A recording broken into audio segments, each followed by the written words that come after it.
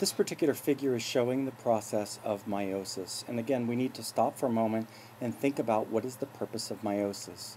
Meiosis is a form of cell division that results in the production of haploid cells or N cells. Another way of saying that is meiosis results in the production of gametes.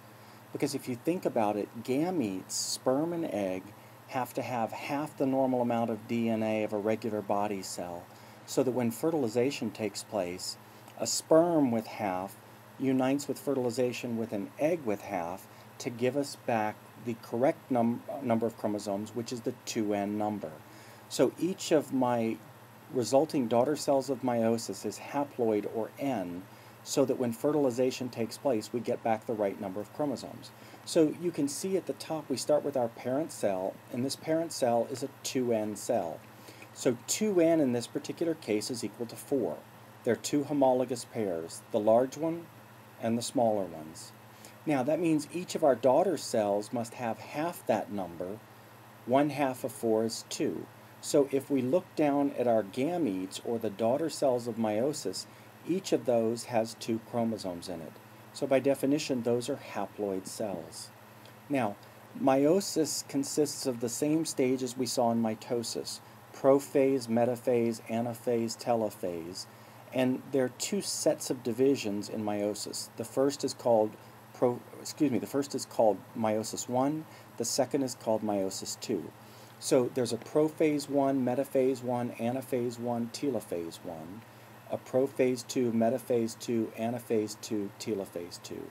And each of those is also coupled with a cytokinesis event. There's cytokinesis at the end of meiosis 1 and cytokinesis at the end of meiosis 2. Now, let's take a look at some of the additional detail. The first cell division of meiosis, or meiosis 1, is also called reductional division. And what happens in meiosis 1 is you get separation of the homologous chromosomes. So you can see what happens in metaphase of meiosis 1 is the homologous chromosomes pair and line up along the equator. Now this differs from mitosis, where they lined up end to end. Here, the homologous chromosomes pair, and then the pairs line up along the middle. So the first thing that happens towards anaphase of meiosis 1 is the homologous chromosomes separate. Now you can see one of the possible sources of diversity here, because if we say the dark chromosomes are dads and the light chromosomes are moms, then one possibility in the way they line up is both darks would go the same direction and both lights would go the same direction. But due to random alignment, and this is called independent assortment, we could get one of moms and one of dads going this direction, one of dads and one of moms going this direction. So that's one of the 2 mechanisms by which genetic diversity can be produced by meiosis, is by independent assortment of the homologous pairs. So if you think about that a little bit more, the probability of dads going any particular direction is 1/2. And since we have 23 pairs of homologous chromosomes, there's a probability of 1/2 for each of those 23 containing dad's chromosome. So 2 to the 23rd power is over 8 million. So just on the basis of the way the chromosome pairs separate, meaning mom's going one direction and dad's going another direction, there's the possibility of over 8 million different combinations. And so now you can start to get a sense of how meiosis produces genetic diversity. So again, meiosis 1 is reductional division. We reduce the chromosome number. So we start with a 2N cell with duplicated DNA.